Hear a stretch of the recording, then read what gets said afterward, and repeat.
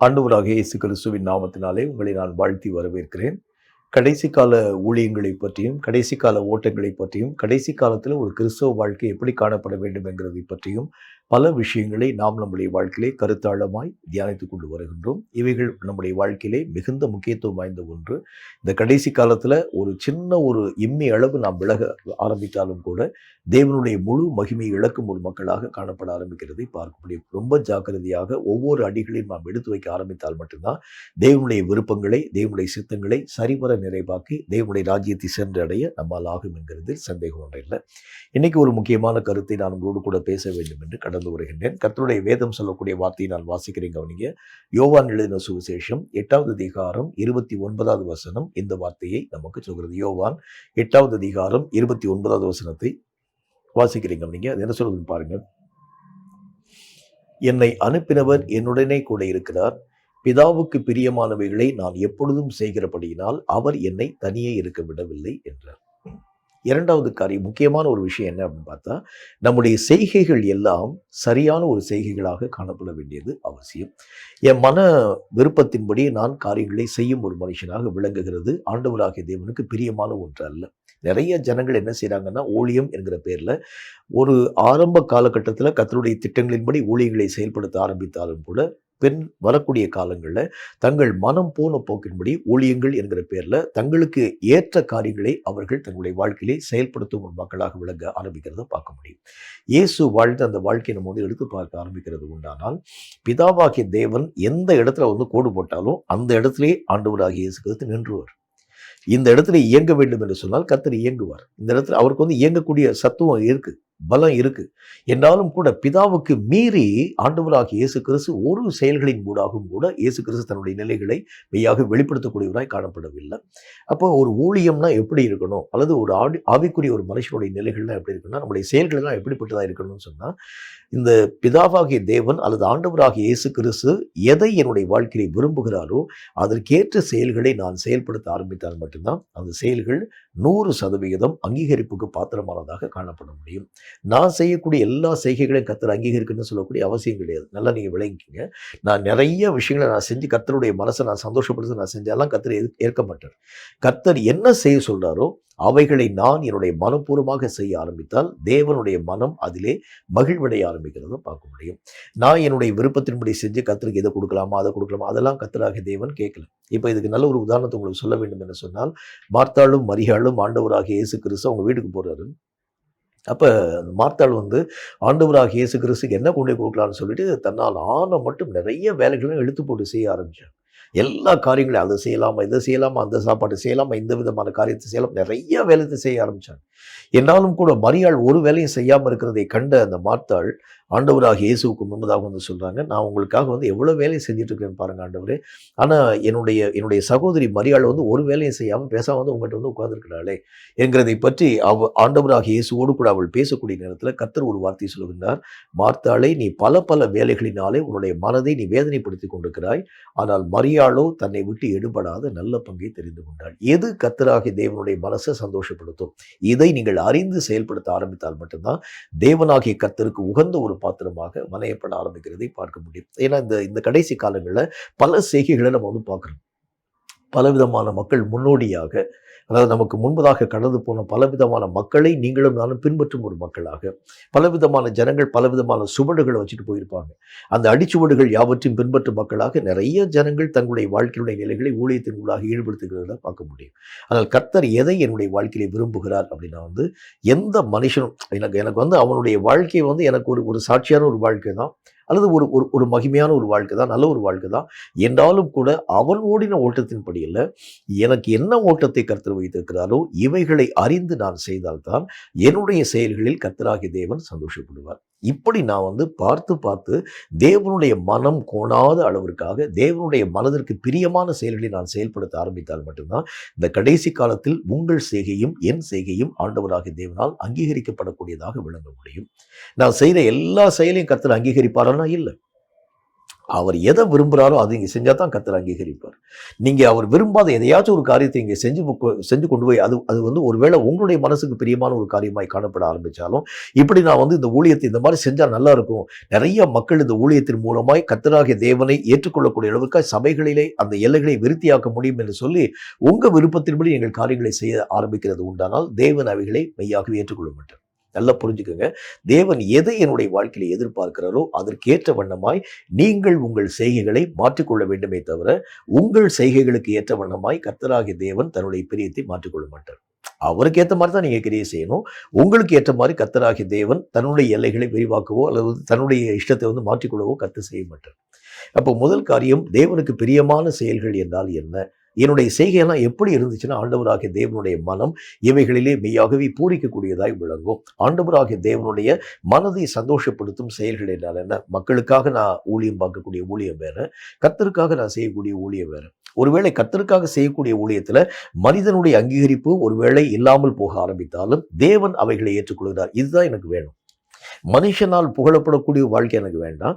கர்த்தராகிய தேவன் என்னை புகழுகிறாரா, அது எனக்கு போதும். ஒரு 1000 பேர் என்னுடைய சபையிலே வரக்கூடிய அந்த காரியங்களை ஆண்டவராகிய தேவன் மெய்யாகவே வேண்டாம் என்று சொல்லக்கூடிய தேவன் 4 பேர் இருந்தாலே போதும் சொன்னா எனக்கு அதுவே போதும். இதற்கு மிஞ்சி நான் நினைவிலே கொள்ள ஆரம்பிக்கிறது உண்டானால் என் செய்கைகள் ஆண்டவராகிய தேவனால் ஏற்றுக்கொள்ளப்படத்தக்கவைகள் அல்ல. நல்லா புரிஞ்சுக்கங்க. தேவனுடைய மனம் எதை விரும்புகிறதோ அவைகளை செய்யும்படிக்காகவே நீங்களும் நானும் அழைக்கப்பட்டோம். அப்ப எந்த செயல்களின் மூலமாய் கர்த்தருடைய மனதை நான் சந்தோஷப்படுத்த முடியும்? ஏன்னா அந்த கடைசி காலத்துல கர்த்தராகிய தேவனுடைய சமூகத்தில் நம்ம கடந்து போகணும்னா கர்த்தருக்கு பிரியமான வழிகள் நம்ம வந்து போக ஆரம்பிச்சா தான், கர்த்தருடைய மனசு விரும்பக்கூடிய காரியம் நம்ம செயல்படுத்த ஆரம்பிச்சா தான் தேவனாகிய கர்த்தரால் அங்கீகரிக்கப்படக்கூடிய ஒரு மக்களாய் விளங்க நம்மால் முடியும் என்கிறது சந்தேகம் இல்லை. சரி, இப்போ இன்னைக்கு முக்கியமான சில கருத்துக்களை உங்க கூட நான் வந்து பேசணும்னு சொல்லி ஆசைப்படுறேன். தேவன் எந்த செயல்களை நம்முடைய வாழ்க்கையிலே அதிகமாய் எதிர்பார்க்க ஆரம்பிக்கின்றார்? நான் எப்படி இருக்கணும், என்ன செயல்களை செய்யணும், எது ஆண்டவராகிய தேவனுக்கு பிரியமான செயல்கள்? முதல் காரியமாக கர்த்தருடைய வசனம் சொல்லக்கூடிய வார்த்தையை பாருங்க. லூக்கா எழுதின சுவிசேஷத்துல 8வது அதிகாரம் அதுல 21வது வசனம் இந்த வார்த்தையை நமக்கு சொல்கிறது. லூக்கா எழுதின சுவிசேஷம் 8வது அதிகாரம் 21வது வசனம் இந்த வார்த்தையை சொல்கிறது. வாசிக்கிறீங்க அப்படிங்க, கொஞ்சம் நிதானமா வாசிக்கிறேன். அதற்கு அவர், தேவனுடைய வசனத்தை கேட்டு அதன்படி செய்கிறவர்களே எனக்கு தாயும் எனக்கு சகோதரருமாய் இருக்கிறார்கள் என்றார். தேவனுடைய மனசுக்கு எது ரொம்ப பிடிக்கும் அப்படின்னு பார்த்தீங்கன்னா, கர்த்தருடைய வசனத்தை கேட்டு சும்மா இருக்கிறது இல்லை, அந்த வசனங்களை நீங்கள் உங்கள் வாழ்க்கையிலே பயன்படுத்த வேண்டும். ஒவ்வொரு நகர்விலும் அந்த வசனம் உங்கள் வாழ்க்கையிலே வெளிப்படுத்தப்படுகிறது. கர்த்தராகிய தேவனுக்கு பிரியம். ஆண்டவராகிய தேவன் ஒரு சட்டத்தை நமக்கு சொல்லி வச்சிருக்கிறான்னா, அந்த சட்டத்திற்கு எவன் ஒருவன் அடங்கி நடக்கிறானோ, அந்த சட்டத்தை எவன் ஒருவன் மதிக்கிறானோ, அந்த சட்டத்தை எவன் ஒருவன் தன்னுடைய வாழ்க்கையிலே முழு மனதாக ஏற்றுக்கொள்கிறானோ அவனை அந்த நாடு எப்படி அங்கீகரிக்கிறதோ அதே மாதிரி தான் கர்த்தராகிய தேவன் கூட ஒவ்வொரு ஆவிக்குரிய மனிதருக்கும் சட்டங்களை கர்த்தராகிய தேவன் வசனங்களின் வடிவிலே எழுதி வச்சிருக்கிறார். ஒரு ஆவிக்குரியவனா இப்படிதான் இருக்கணும், இப்படித்தான் போகணும், அவனுடைய நடை இப்படி இருக்கணும், அவனுடைய உடை இப்படி இருக்கணும், அவனுடைய எல்லா விதமான அணுகுமுறை இப்படி இருக்கணும், அவனுடைய ஊழியம் இப்படி இருக்கணும், அவனுடைய எல்லா விதமான மக்களோடு கூட வைக்கக்கூடிய ஐக்கியம் இப்படி இருக்கணும். கர்த்தர் பல சட்டங்களை வேத புஸ்தகத்தில் எழுதி வச்சிருக்கிறார். இவைகள் எல்லா விதமான காரியங்களையும் ஜனங்கள் அவர்களுக்கு மனதிலே தோன்றக்கூடிய ஒவ்வொரு விஷயங்களையும் எடுத்து ஜனங்களுக்கு முன்பதாக பேசுறாங்க, பிரசங்கம் பண்றாங்க. இந்த பிரசங்கத்துல அநேக விதமான மக்கள் உட்கார்ந்து நீங்களும் நானும் கேட்கிறோம். கர்த்தருடைய நாமத்தினால இன்னைக்கு செய்யக்கூடிய இந்த பிரசங்கத்துல எத்தனை மகிமையான ஆழ்ந்த சத்தியத்தை கர்த்தராகிய தேவன் இந்த ஊழியக்காரன் மூலமாய் வெளிப்படுத்துறார். சந்தோஷப்படுறோம், மகிழ்வடையக்கூடிய ஒரு மக்களாய் விளங்குறோம். ஆனால் கர்த்தருக்கு எது நம்முடைய வாழ்க்கையிலே ஆண்டவராகிய தேவன் எதிர்பார்க்கிறான்னு சொன்னால், கேட்ட வசனங்களை அப்படி கேட்ட மாதிரி வச்சுக்கிறாம இவைகளை உன்னுடைய வாழ்க்கையிலே அனுபவமாக்க வேண்டும் என்று கர்த்தர் விரும்புகின்றார். நீ நல்லவனாய் இருக்கணும்னு சொல்லக்கூடிய அந்த வசனத்தை அவங்க பேசினாங்கன்னா, நீ நல்லவனாக உன்னை உருமானம் பண்ண வேண்டியது அவசியம். நீ தீமைக்கு விலக வேண்டும் என்கிற வசனம் உனக்கு முன்பதாக போதிக்கப்படுகிறது உண்டானால் தீமைகளுக்கு நீங்களாக்கக்கூடிய ஒரு வாழ்க்கை உன்னுடைய வாழ்க்கையாக மாற்றப்படணும். நீ கர்த்தருடைய நாமத்தினாலே உண்மையே பேசி பொய்யை வெறுக்க வேண்டும் என்கிற வசனத்தை அவங்க பேசினாங்கன்னா, நீங்கள் கர்த்தருடைய நாமத்தினாலே உண்மைகளை பேசும் மக்களாக பொய்யை வெறுக்கும் மக்களாக விளங்கணும். இதைத்தான் ஆண்டவராகிய தேவன் நம்முடைய வாழ்க்கையிலே எதிர்பார்க்க ஆரம்பிக்கின்றார். வசனங்கள்ல பலவிதமான அர்த்தங்கள் காணப்பட ஆரம்பித்தாலும், பலவிதமான விளக்கங்கள் காணப்பட ஆரம்பித்தாலும், தேவன் எதிர்பார்க்கிறது ஒன்னேதான். நீங்களும் நானும் ஆண்டவராகிய தேவனுடைய வசனங்களுக்கு ஏற்ற மாதிரி இன்னும் ஒரு படி மேல போய் சொல்ல வேண்டும் என்றால், தேவனுடைய வசனமாகவே நீங்களும் நானும் வாழணும். அவருடைய வசனமாகவே நீங்க இருக்கணும். ஆண்டவராகிய தேவன் உங்களை பார்க்கும்போது ஒரு மனுஷனா பார்க்க கூட அவருடைய வார்த்தையை உங்களை பார்க்கணும். இது இது வந்து என்னுடைய வசனம் சார்ந்த ஒரு வாழ்க்கையில் இருக்கக்கூடிய ஒரு மனுஷனுடைய நிலைகளை பார்க்கிறேன். இதுல இவனுடைய வாழ்க்கையில ஒவ்வொரு விதமான நிலைகளை நான் பார்க்கும் பொழுது அவனுடைய வாழ்க்கையினுடைய ஒவ்வொரு திருப்பு முறையும், ஒவ்வொரு அணுகுமுறையும், ஒவ்வொரு பேச்சும், ஒவ்வொரு நோக்கமும் என்னுடைய வசனம் சார்ந்ததாகவே காணப்பட ஆரம்பிக்க நான் பார்க்கிறேன். கர்த்தர் உங்களை பார்க்கும்போது அப்படி பார்க்கணும். இவனை வந்து நான் வந்து ஒரு மனுஷனாக பார்க்காமல் என் வார்த்தையாக பார்க்கிறேன்னு பார்க்கணும். ஆண்டவராகிய இயேசு கிறிஸ்து அப்படித்தான் தன்னுடைய வாழ்க்கையுடைய நிலைகள் எல்லாவற்றையும் பாதுகாத்துக் கொள்ள ஆரம்பிக்கிறதை பார்க்க முடியும். இயேசு கிறிஸ்துவாகிய ஆண்டவராகிய இயேசு கிறிஸ்துவை பிதாவாகிய தேவனுடைய கண்கள் பார்க்கும் பொழுது இயேசு கிறிஸ்துவை ஒரு மனுஷனாக பார்க்காமல் தன்னுடைய வார்த்தையாக இவருடைய கண்கள் பார்த்தது. அதே மாதிரி தான் உங்களுடைய வாழ்க்கையும் கர்த்தராகிய தேவனுடைய கண்கள் பார்க்கும் பொழுது அவருடைய வார்த்தையாகவே நம்முடைய வாழ்க்கையினுடைய நிலைகளை மாற பண்ணக்கூடிய அளவிற்கு நம்முடைய வாழ்க்கை ஆண்டவராகிய தேவனுடைய வார்த்தையாக காணப்பட ஆரம்பிக்கிறது உண்டானால் உங்களையும் என்னையும் கர்த்தர் ஒரு மனுஷனா பார்க்க மாட்டாரு, அவருடைய வார்த்தையாகவே பார்க்க ஆரம்பிக்கிறதை பார்க்க முடியும். இதுதான் ஆண்டவராகிய தேவனுக்கு பிரியமான ஒரு வாழ்க்கை. அந்த நாட்களில் காணப்பட்டிருக்கக்கூடிய அநேக மக்களுடைய வாழ்க்கையினுடைய நிலைகளை பாருங்களேன். கர்த்தர் தம்முடைய வார்த்தையின் மூலம் ஒவ்வொரு மனிதனையும் அப்படி செதுக்கிட்டே வர ஆரம்பிக்கிறார். அவருடைய வார்த்தைகளுக்கு ஏற்ற மாதிரி அந்த ஜனங்களை உருமாற்றிக் கொண்டே வர ஆரம்பிக்கிறதை பார்க்க முடியும். கர்த்தருடைய நாமத்தினாலே ஆண்டவராகிய தேவனால் பிடிக்கப்பட்டிருக்கக்கூடிய அப்போஸ்தலர்களுடைய வாழ்க்கை எடுத்து பாருங்க, தீர்க்கதரிசிகளுடைய வாழ்க்கை எடுத்து பாருங்க, எல்லா விதமான தேவனுடைய பிள்ளைகளுடைய வாழ்க்கை எடுத்து பாருங்க. அவங்க ஆரம்ப நாட்களில் கர்த்தராகிய தேவனுடைய சமூகத்திலே வரக்கூடிய அந்த ஆரம்ப காலங்கள் இருந்தது மாதிரி வர வர அவங்களுடைய வாழ்க்கையின் நிலைகள் அதே மாதிரி இருக்காது. அந்த வாழ்க்கையிலே அந்த வசனங்கள் மெய்யாகவே மாற்றத்தை உருவாக்கி தேவனுக்கு ஏற்ற மாதிரி அவங்களுடைய வாழ்க்கையின் நிலைகள் வசனங்களின் பிரகாரமாய் உருமாற்றத்தின் கூடாக கடந்து போக ஆரம்பிக்கிறத பார்க்க முடியும். இந்த உருமாற்றத்தை தான் கர்த்தராகிய தேவன் நம்முடைய வாழ்க்கையிலே எதிர்பார்க்கின்றார். நீங்க உருமாறணும். நீங்க நீங்க நீங்க வந்து இப்ப இருக்கிற மாதிரி அப்படி இருக்கக்கூடாது. வசனங்களுக்கு ஏற்ற மாதிரி நீங்க உங்களுடைய மாற்றம் காணப்பட வேண்டியது அவசியம். அதை தான் கர்த்தராகிய தேவன் எதிர்பார்க்கிறார். இப்போ வந்து ஒரு நாட்டில் ஒரு சட்டம் ஒன்று இயற்றப்படுவதற்கு என்ன காரணம் என்று சொன்னால் சட்டங்களுக்கு இசைந்தவர்களாக நீங்க உங்களுடைய வாழ்க்கையினுடைய நிலைகளை மாற பண்ண வேண்டியது அவசியம்.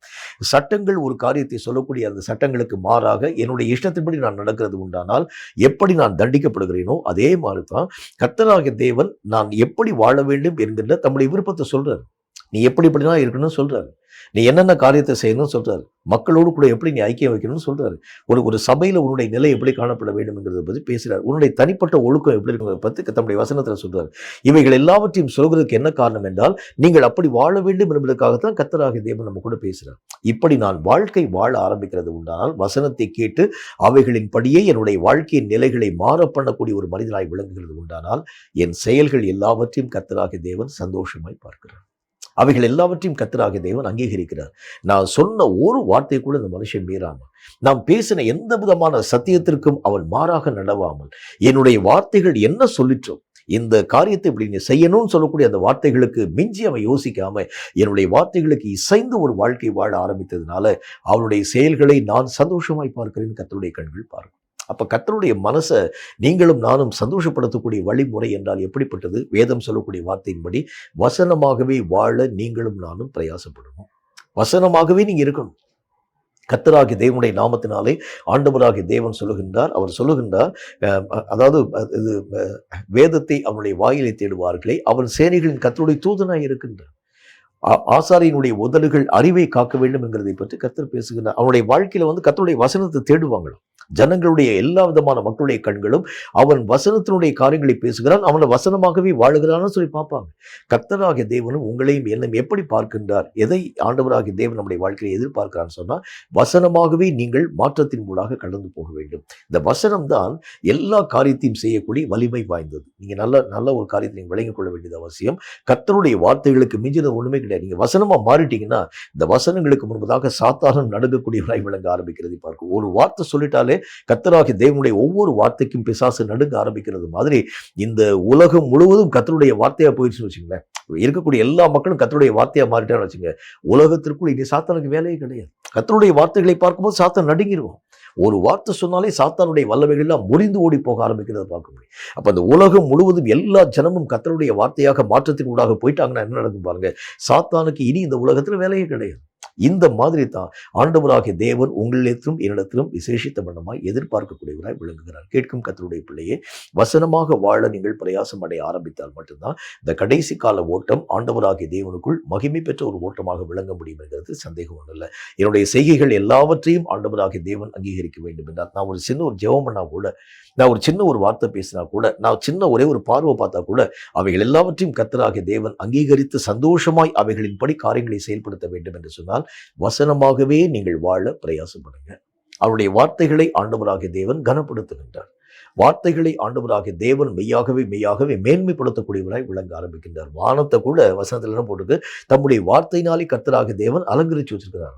வார்த்தைகளாக நீங்கள் மாற்றப்பட ஆரம்பிக்கிறது உண்டானால், நீங்கள் கர்த்தராகிய தேவனுடைய கரங்களிலே அவருடைய அலங்கரிப்புக்கு பாத்திரமான ஒரு மக்களாக விளங்க ஆரம்பிக்கிறது பார்க்க முடியும். உங்கள் மூலமாக பெரிய காரியங்களை கர்த்தர் செய்வார். உங்களுக்கும் கர்த்தர் பெரிய மாற்றங்களை உருவாக்கி தருவார். அப்ப தேவனுக்கு பிரியமான, தேவனுடைய மனதை சந்தோஷப்படுத்தக்கூடிய ஒரு செய்கை என்றால் எப்படிப்பட்டதாக இருக்க வேண்டும்? வசனங்களை கேட்கிறவனாய் மட்டுமல்ல, வசனங்களை ஏற்றுக்கொள்ளக்கூடியவனாய் மட்டுமல்ல, வசனமாகவே நான் உருமாற்றம் அடைய ஆரம்பித்தால் தேவன் என்னுடைய செய்கைகளை முழுவதுமாய் அங்கீகரிக்கும் ஒரு தேவனாக விளங்க ஆரம்பிக்கிறதை பார்க்க முடியும். இரண்டாவது ஒரு காரியத்தை பாருங்க. கர்த்தருடைய வேதம் மற்றும் ஒரு வார்த்தையை நமக்கு சொல்கிறது. லூக்கா எழுதின சுவிசேஷத்துல 16வது அதிகாரம் 3, 4 ஆகிய வசனங்கள் இந்த வார்த்தையை நமக்கு சொல்கிறது. லூக்கா எழுதின சுவிசேஷம் 16வது அதிகாரம் 3, 4 ஆகிய வசனங்கள் இந்த வார்த்தையை சொல்வது வாசிக்கிறீங்க நீங்க. அப்பொழுது உக்ரானக்காரன், நான் என்ன செய்வேன்? என் எஜமான் உக்ரான விசாரிப்பிலே இருந்து என்னை தள்ளி போடுவானே, கொத்துகிறதுக்கு எனக்கு பலன் இல்லை, இழக்கவும் வெட்கப்படுகின்றேன். 4வது வசனம், உக்ரான விசாரிப்பை விட்டு நான் தள்ளப்படும் போது என்னை தங்கள் வீடுகளில் ஏற்றுக்கொள்வார் உண்டாகும்படி செய்ய வேண்டியது இன்னதென்று எனக்கு தெரிய வந்தது என்று தனக்குள்ளே சொல்லிக்கொண்டு. 2வது காரியம், எல்லா காரியங்களையும் அறிந்து நீங்க செய்யுங்க. அறியாத ஒரு காரியத்தை நம்ம செய்யக்கூடிய ஒரு மக்களா இல்லை. இப்ப கர்த்தர் என்ன காரியத்தை விரும்புகிறாரோ அந்த விருப்பத்தை புரிஞ்சுட்டு நீங்க செயல்படுத்த ஆரம்பிக்கிறது உண்டானால், அந்த விருப்பத்தை முழுமையுமாய் நிறைவாக உங்களாலும் என்னாலும் முடியும். இந்த உக்ரானக்காரனை பார்க்கும்போது, நான் அதாவது அந்த அந்த நாட்கள்ல மக்கள் என்னை ஏற்றுக்கொள்ளக்கூடிய அளவுக்கு அவங்களுக்கு நான் என்ன செய்யணும்னு சொல்லக்கூடிய அந்த விஷயம் எனக்கு வந்து தெரிய வந்துருச்சு. ஆகவே அந்த அந்த மாதிரியான ஒரு காரியத்தை நான் செஞ்சுட்டேன்னா, ஒருவேளை இந்த உக்ரான விசாரிப்பிலிருந்து என்னை அந்த எஜமான் தள்ளி போட ஆரம்பித்தாலும் ஜனங்கள் என்னை ஏற்றுக்கொள்வார்கள் என்பதை பற்றி அந்த காரியங்களை புரிந்து அவன் செஞ்சது மாதிரி தேவனுடைய மனதை முதல் காரியம் விளங்கிக் கொள்ள பிரயாசப்படுங்க. எதை ஆண்டவராகிய தேவன் என் வாழ்க்கையில எதிர்பார்க்க, நான் என்ன செய்யணும்னு எதிர்பார்க்கின்றார். நிறைய நேரங்களில் ஏதோ ஒரு விஷயத்தை நான் செயல்படுத்த ஆரம்பித்து விடுகிறேன். ஏதோ ஒரு நோக்கத்தின் மூலமாக கடந்து போகிறேன். ஊழியம் செய்யணுங்கிறதுக்காக நான் ஊழியம் பார்க்குறேன், பிரசங்கம் பண்ணதுக்காக நான் பிரசங்கம் பண்ணுறேன், கர்த்தருடைய சமூகத்தில் ஜெபிக்கிறதுக்காக ஜெபிக்கிறேன். ஆனால் ஒரு நாள் உட்காந்து நீங்கள் வந்து கேட்டு பாருங்க, ஆண்டவரே நான் என்ன செய்யணும்னு சொல்லி என் வாழ்க்கையில வந்து எதிர்பார்க்குறீங்க? நான் என்ன செய்யணும்? என்ன மாதிரியான ஓட்டத்தின் ஊடாக கடந்து போக வேண்டும்? இதை முதல் காரியம் கர்த்தர் என் மேலே வச்சிருக்கக்கூடிய என்னுடைய விருப்பத்தை நான் தெரிந்து கொள்ள ஆரம்பிக்கிறது உண்டானால், அந்த விருப்பத்தின்படி இயங்க என்னால் முடியும். அந்த விருப்பத்தையே நான் கேட்காம நானாகவே சில காரியங்களை மெய்யாகவே யூகிக்கிறேன். நானாவே சில காரியங்கள் வந்து யோசிக்கிறேன். இப்படி செஞ்சா கர்த்தருக்கு பிரியமா இருக்கும், இந்த மாதிரி ஓடுனா கர்த்தருக்கு பிரியமா இருக்கும், இந்த மாதிரி வந்து பெரிய ஒரு சபையை கட்டினா இல்லை, அப்படிலாம் இல்லை. கர்த்தருடைய மனதின் விருப்பங்களை புரிந்து கொள்ளக்கூடிய அளவுக்கு கர்த்தர்கிட்ட நீங்க கேளுங்க, ஆண்டவரே நான் என்ன செய்யணும் விருப்பப்படுறீங்க, நான் என்ன மாதிரி போகணும், என்ன மாதிரியான காரியத்தின் கூட கடந்து போகணும். இந்த மாதிரி கேட்கறதுக்கு மனுஷனுடைய மனசுக்கு நேரமே கிடையாது. அவரவர்கள் தங்கள் மனம் போன போக்கினுடைய காரியங்களை செஞ்சு இதெல்லாம் செஞ்சா கர்த்தருக்கு பிரியமா இருக்கும் போல இருக்கு, இந்த மாதிரி வந்து ஆடம்பரமான ஒரு வாழ்க்கை வாழ்ந்தா கர்த்தருக்கு பிரியமா இருக்கும் போல இருக்கு, ஆடம்பரமான ஒரு ஊழியத்தை நான் செய்ய ஆரம்பிச்சா கர்த்தருக்கு பிரியம் இல்லை. கர்த்தராகிய தேவனுடைய விருப்பங்களை முதல் காரியம் விளங்கி கொண்டு நீங்கள் காரியங்களை செயல்படுத்துகிறது தான் கர்த்தருக்கு பிரியம். அப்ப அந்த நாட்களிலே காணப்பட்டிருக்கக்கூடிய எல்லா ஜனங்களும் ஆண்டவராகிய இயேசு கிறிஸ்துவினுடைய நாமத்தினாலே அவருடைய விருப்பத்தை புரிந்து கொண்டு காரியங்கள் யாவற்றையும் செயல்படுத்த ஆரம்பிச்சாங்க. இயேசுவும் கூட தன்னுடைய ஊழியத்தினுடைய நிலைகளை பாருங்களேன், பிதாவுக்கு பிரியமானவைகளை நான் செய்யக்கூடியவராய் விளங்குகிறேன். எதெல்லாம் வந்து ஆண்டவராகிய தேவனுக்கு பிரியமா இருக்கு அப்படி வந்து அவர் வந்து யோசிச்சு பார்க்குறாரு. எந்தெந்த காரியங்களை நான் செய்தால் பிதாவாகிய தேவனுடைய மனம் மெய்யாகவே பரவசம் கொள்ள ஆரம்பிக்கும், எதை ஆண்டவராகிய தேவன் என்னிடத்தை எதிர்பார்க்க ஆரம்பிக்கின்றார். இப்படி ஒவ்வொரு விருப்பத்தையும் அறிந்து இயேசு கிறிஸ்து செயல்கள் யாவற்றையும் செய்ய ஆரம்பித்ததுனால பிதாவாகிய தேவன் ஒரு நாளில் இயேசு கிறிஸ்துவை பார்த்து சாட்சி சொல்கின்றார். என்ன சொல்கின்றார்? இவர் என்னுடைய நேசகுமாரன், இவரில் நான் பிரியமா இருக்கிறேன்னு சொல்றார். ஏன்னா என்னைய தாண்டி அவர் வந்து யோசிக்க மாட்டார். அவருடைய யோசனைக்கு ஒரே ஒரு எல்லை, அது வந்து நான் தான். என்னை தாண்டி அவருடைய மன விருப்பத்தின்படி எந்த விதமான காரியத்தினூடாக கடந்து போக மாட்டார். அவருக்கு எது விருப்பம் என்றால் என் விருப்பம் தான் அவருடைய விருப்பம், என்னுடைய சித்தம் தான் அவருடைய சித்தம், என்னுடைய வழிதான் அவருடைய வழி, என்னுடைய காரியம் தான் அவருடைய காரியம். இப்படி நானும் அவரும் ஒன்றாக பிணைக்கப்பட்டிருக்கக்கூடிய ஒரு காரியமாக இருக்க ஆரம்பிக்கிறதுனால தான் இவர் என்னுடைய நேசகுமார் என்கிற வார்த்தையை பற்றி பிதாவாகிய தேவன் இயேசு கிறிஸ்துவை பார்த்து பேச ஆரம்பிக்கிறார். இப்ப நம்முடைய வாழ்க்கையில நீங்களும் கர்த்தராகிய தேவனும் வெவ்வேறு துருவமாக, அவர் ஒரு காரியத்தை யோசிக்கிறார், நான் ஒரு விஷயத்தை யோசிக்கிறேன். அவர் இந்த மாதிரி எனக்கு செஞ்சா நல்லா இருக்குன்னு சொல்லி நான் விருப்பப்படுறேன். ஆனால் ஆண்டவராகிய தேவன் என் மேல வந்து வேற திட்டத்தை வச்சிருக்கிறாரு. இந்த ஒரு காரியத்தை நான் விளங்கிக் கொள்ளாமல் போகிறது உண்டானால், 2 பேர் ஒருமனப்படாது இருக்கிறது உண்டானால், அந்த வழியிலே அந்த மக்கள் சரியான மார்க்கங்கள் யாவற்றையும் கடந்து போகிறது எப்படி யோசிச்சு பாருங்களேன்.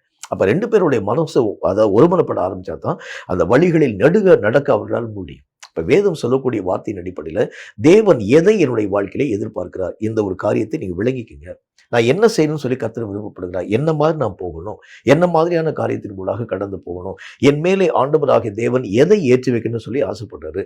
இப்படி கர்த்தருடைய விருப்பம் அறிந்து ஊழியங்களை செய்த மக்கள் ஆரம்ப நாட்கள்ல ஆண்டவராகிய தேவனுடைய குறிப்பை அறிந்து ஊழியங்களை செய்த மக்கள் கடைசி வரைக்கும் கர்த்தராகிய தேவனுக்கு பிரியமான காரியங்களை செஞ்சுட்டே போக ஆரம்பிச்சிட்டாங்க. அவங்களுக்கு ஆண்டவராகிய தேவனுக்கு அவங்களுக்கு மாற்று கருத்தே ஒண்ணுமே கிடையாது. எந்த விஷயத்திலும் கர்த்தராகிய தேவனுக்கு மாறாக அவங்களுடைய மனசுல ஒரு யோசனையும் கூட வரவே இல்லை. ஏனென்றால் தேவனாகிய கர்த்தரையே அவர்கள் மூலப்பொருளாக வைத்து அல்லது தன்னுடைய வாழ்க்கையிலே நோக்கக்கூடிய ஒரு பொருளாக வைத்து கர்த்தர் எதை எதிர்பார்க்கிறாரோ அதைத்தான் தன்னுடைய வாழ்க்கையிலே செய்யும் ஒரு மக்களாக விளங்க ஆரம்பிச்சனால ஊழியத்தினுடைய ஆரம்பம் துவங்கி கடைசி வரைக்கும் ஒரு தோல்வியும் அவருடைய வாழ்க்கையிலே அந்த மக்கள் பார்க்கவே இல்லை. இப்போ நம்முடைய வாழ்க்கையில் இந்த கர்த்தருக்கு மாறப்பட்ட கருத்துக்கள் என்னுடைய வாழ்க்கையில் இருக்கிறது உண்டானால் என்னுடைய செய்கைகள் ஆண்டவராகிய தேவனால் அங்கீகரிக்கப்படுகிறது இல்லை. என் கருத்தும் கர்த்தருடைய கருத்தும் இசைந்ததாக இருக்கிறது உண்டானால் கர்த்தர் எதை என்னுடைய வாழ்க்கையிலே விருப்பப்படுகின்றார். உங்களுக்கு ஏற்ற மாதிரி கர்த்தர் தன்னுடைய கருத்தை மாற்றிக்கிற மாட்டாரு. நல்லா புரிஞ்சுக்கோங்க. அவருக்கு ஏற்ற மாதிரி உங்களுடைய செயல்களை நீங்கள் மாற்றிக்கொள்ள ஆரம்பிக்கிறது உண்டானால் தேவன் என்னுடைய செய்கைகளிலே மெய்யாகவே பிரியம் கொள்ளும் ஒரு தேவனாக விளங்க ஆரம்பிக்கிறார். கர்த்தருடைய மனசுக்கு எது பிடிக்குது, எதை நான் செய்யணும்னு சொல்லி கர்த்தராகிய தேவன் என்கிட்ட எதிர்பார்க்கிறாரு. நானா எதையாச்சும் ஒரு காரியத்தை கொண்டு போய் நான் கர்த்தருடைய சமூகத்தில் விடக்கூடாது. அல்லது நான் யோசிக்கக்கூடிய அல்லது நாம் பிரியப்படக்கூடிய ஒரு காரியத்தை கொண்டு கர்த்தருடைய சமூகத்தில் கொடுக்கக்கூடாது. என் மேல கர்த்தர் என்ன விருப்பத்தை வச்சிருக்கிறாரோ இவைகளை நான் புரிந்து கொண்டு நான் இயங்க ஆரம்பிக்கிறது உண்டானால் என் செயல்கள் எல்லாம் ஆண்டவராகிய தேவனால் அங்கீகரிக்கப்படக்கூடியதாய் விளங்க ஆரம்பிக்கிறதை பார்க்க முடியும். கேட்கும் கர்த்தருடைய பிள்ளையே, இந்த நாட்களில் ஊழியங்கள் என்கிற பேரில் தங்கள் மனம் போன போக்கின்படியே மக்களை நான் மெய்யாகவே கர்த்தருடைய மந்தையிலே சேர்க்க வேண்டும் என்கின்ற ஒரு பேரில் அவரவர்கள் தங்கள் மன விருப்பத்தின்படியே காரியங்களை செயல்படுத்த ஆரம்பிக்கிறத பார்க்க முடியும். வாலிபர்களை ஈர்க்கும்படிக்காக வாலிபர்களுக்கு ஏற்ற மாதிரியான ஊழியங்களை மாற்றக்கூடிய அந்த நிலைகள், கர்த்தருடைய நாமத்தினாலே அநேகம் விதமான மக்களை அநேகம் விதமான பெரிய பெரிய செல்வந்தர்கள் யாவரையும் ஈர்க்கும்படிக்காக செல்வாக்கு நிறைந்த ஒரு ஊழியங்களை செய்யக்கூடிய இதெல்லாம் கர்த்தராகிய தேவன் ஏற்றுக்கொள்ளாத இல்லை. அவர் என் மேல என்ன நோக்கத்தை வச்சிருக்கிறாரோ இதை நீங்க புரிஞ்சுக்கங்க. அந்த நோக்கத்தை அறிந்து நீங்கள் உங்கள் செயல்களை செய்கிறது உண்டானால் ஒவ்வொரு செயல்களும் ஆண்டவராகிய தேவனால் மதிப்புள்ளதாக நினைவு கூறப்பட ஆரம்பிக்கிறதை பார்க்கணும். ஒரு விஷயத்தை நான் செஞ்சா கூட தேவன் அவைகளை சந்தோஷமா பார்த்துருவார். தேவன் அவைகளை அப்படி ஏற்றுக்கொள்ளக்கூடியவராய் விளங்க ஆரம்பிச்சிடும். ஒரு சின்ன ஒரு காரியத்தை நான் செய்ய ஆரம்பிச்சா கூட தேவன் அவைகளிலே மெய்யாகவே பரவசம் கொண்டு அவைகளின் மேலே தம்முடைய மகிமையை விளங்கப்பட ஆரம்பிக்கிறதை பார்க்க முடியும். ஆகவே தான் கர்த்தருடைய வேதம் சொல்லக்கூடிய வார்த்தையின் அடிப்படையில் சின்ன சின்ன காரியங்களெல்லாம் கர்த்தராகிய தேவனுடைய மனதை சந்தோஷப்படுத்த வேண்டும் என்று சொன்னால் அவருடைய மனதை விளங்கி கொண்டு அவருடைய செயல்களை நீங்களும் நானும் புரிந்து கொண்டு அவைகளின்படி இயங்க ஆரம்பித்தால் நிச்சயமாகவே நம்முடைய செய்கைகள் எல்லாம் கர்த்தராகிய தேவனால் அங்கீகரிக்கப்பட ஆரம்பிக்கிறதை பார்க்க முடியும். மூன்றாவது ஒரு காரியத்தை பாருங்க. வேதம் சொல்லக்கூடிய மற்றும் ஒரு வார்த்தையின் அடிப்படையில் 1 கொரிந்தியரின் புஸ்தகத்துல 10வது அதிகாரம் 31வது வசனம் இந்த வார்த்தையை நமக்கு சொல்கிறது. 1 கொரிந்தியரின் புஸ்தகம் 10வது அதிகாரம் 31வது வசனம் இந்த வார்த்தையை சொல்கிறது. நான் அதை உங்களுக்கு வாசிக்கிறேன், கேளுங்க. ஆகையால் நீங்கள் புசித்தாலும் குடித்தாலும் எதை செய்தாலும் எல்லாவற்றையும் தேவனுடைய மகிமைக்கென்று செய்யுங்கள். மூணாவது ஒரு முக்கியமான ஒரு காரியத்தை கர்த்தராகிய தேவன் சொல்கின்றார். எதை செய்தாலும் ஆண்டவராகிய தேவனுடைய நாமம் மகிமைப்படுத்தப்படுகிறதான்னு சொல்லி பார்த்து செய்யுங்க. நீங்க பல செயல்கள் யாவற்றையும் செய்றீங்க. ஆனால் சில செயல்கள் மக்களால் தூஷிக்கப்படக்கூடிய அளவிற்காக, சில செயல்கள் ஆண்டவராகிய தேவனுடைய நாமத்தை மக்களால் இழிவாக நினைவு கூறக்கூடிய அளவிற்கான செயல்களை நம்ம செய்ய ஆரம்பிக்கிறோம். நம்ம நினைக்கிறோம் கர்த்தருடைய ஊழியத்தை செய்யறோம்னு சொல்லி, ஆனால் அநேக மக்கள் நீங்க செய்யக்கூடிய இந்த ஒரு காரியத்தின் நிமித்தம் கர்த்தருடைய நாமத்தை தூஷிக்க ஆரம்பிக்கிறார். இவனெல்லாம் கர்த்தருடைய வார்த்தையை பேசுகிறதுக்கு என்ன விதமான காரியம் உண்டு? இவனெல்லாம் கர்த்தருடைய வார்த்தையை சொல்வதற்கு இவனுக்கு என்ன விதமான அதிகாரம் உண்டு? இவனுடைய வாழ்க்கையில் இத்தனை விதமான தேவனுக்கு பிரியமற்ற காரியங்களை செய்து கொண்டு இவன் எப்படி ஊழியங்களை பார்க்க முடியும்? இப்படி நம்ம செய்யக்கூடிய ஊழியங்களை கர்த்தர் ஒரு நாளும் ஏற்றுக்கொள்ள மாட்டார். அப்ப கர்த்தருடைய வேதம் சொல்லக்கூடிய முக்கியமான ஒரு வார்த்தை என்ன அப்படின்னா கர்த்தருக்கென்று மகிமையாக நான் என்னுடைய வாழ்க்கையை நான் வாழ வேண்டியது அவசியம். நான் என்ன காரியத்தை செயல்படுத்த ஆரம்பித்தாலும் இந்த காரியத்தின் மூலம் கர்த்தருடைய நாமம் மகிமைப்படுத்தப்படுகிறதான் பாருங்க. இந்த காரியத்தின் மூலம் கர்த்தருடைய நாமம் தூஷிக்கப்படுமா, அது இந்த காரியத்தின் மூலம் கர்த்தருடைய நாமம் மகிமைப்படுத்தப்படுமா? இப்படி நம்ம ஆராய்ந்து பார்த்து தேவனையே முதன்மைப்படுத்தி நான் செயல்களை செய்ய வேண்டியது அவசியம். பல நேரங்களில் கர்த்தரை முதன்மைப்படுத்தாமல் நாம் பல விதமான கிரியைகள் யாவற்றையும் செயல்படுத்த ஆரம்பிக்கிறதை பார்க்க முடியும்.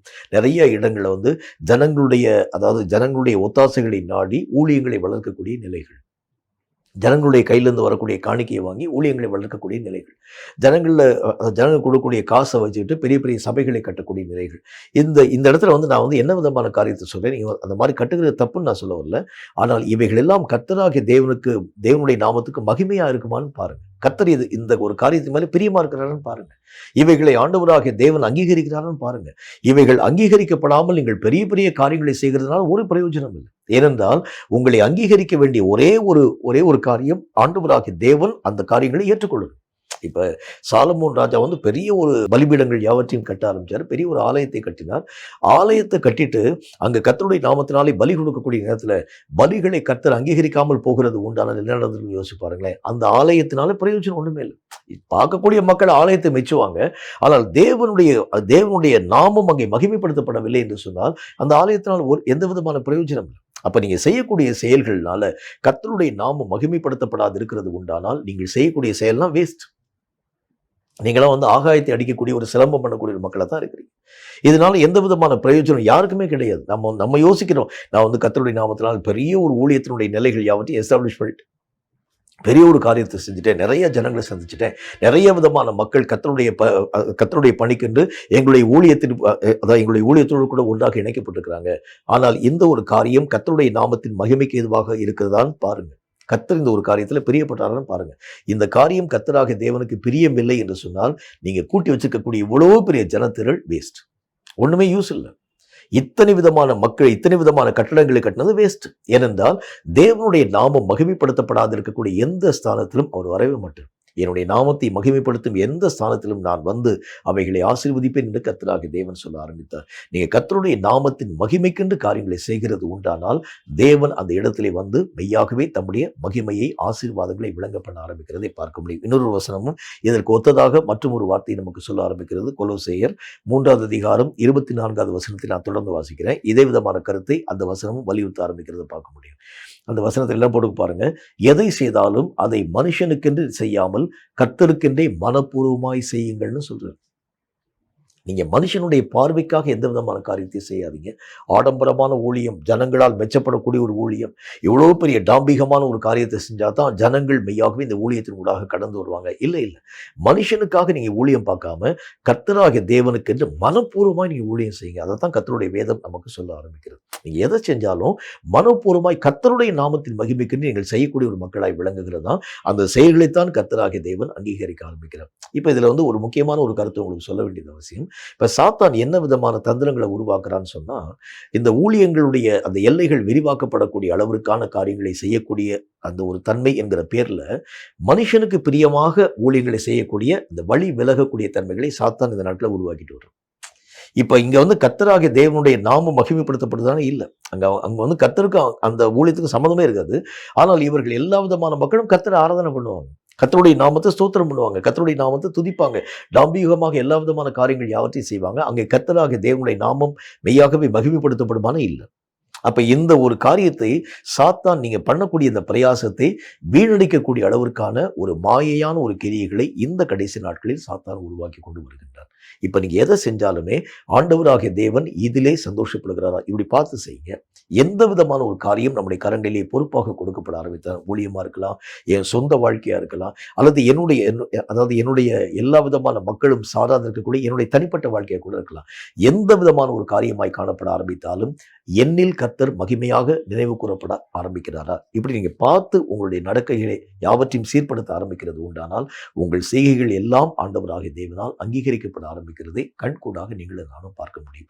கேட்கும் கர்த்தருடைய பிள்ளையே, காலம் கடைசியாக இருக்கிறதுனால எல்லா ஜனங்களும் செய்கிற மாதிரி நானும் செய்யணும்னு யோசிக்காதீங்க. உங்களுக்கு என்ன வழியை கர்த்தர் வச்சுக்கிறாரோ அதை பாருங்க. இரண்டாவது காரியம், கர்த்தருடைய நாமத்தின் மகிமைக்கென்று கிரியைகளை நீங்கள் செய்யும் ஒரு மக்களாக விளங்குங்க. மூன்றாவது காரியம், ஆண்டவராகிய தேவன் இதன் மேலே பிரியமா இருக்கிறாரான்னு பாருங்க. எதை என்னுடைய வாழ்க்கையில கர்த்தர் எதிர்பார்க்கிறான்னு சொல்லி அவருடைய மன விருப்பம் அறிந்து அந்த காரியங்கள் யாவற்றையும் செயல்படுத்த ஆரம்பித்தால் மட்டும்தான் இந்த கடைசி நாட்களில் உங்களுடைய செயல்கள் ஒன்றும் வீணாக்கப்படாமல் அவைகளுக்கு ஏற்ற முழு பலன்களை தடையில்லாமல் பெற்றுக்கொள்ள நம்மால் முடியும் என்கிறது சந்தேகம் ஒன்றுமில்லை. தலைகளை தாழ்த்தி கண்களை மூடி கர்த்தரை நோக்கி நாம் ஜெபம் செய்வோம். சர்வபலமுள்ள ஆண்டவராகிய கர்த்தாவே, உம்மால் உரைக்கப்பட்ட இந்த பரிசுத்தமுள்ள வார்த்தைகளுக்காக ஸ்தோத்திரம்.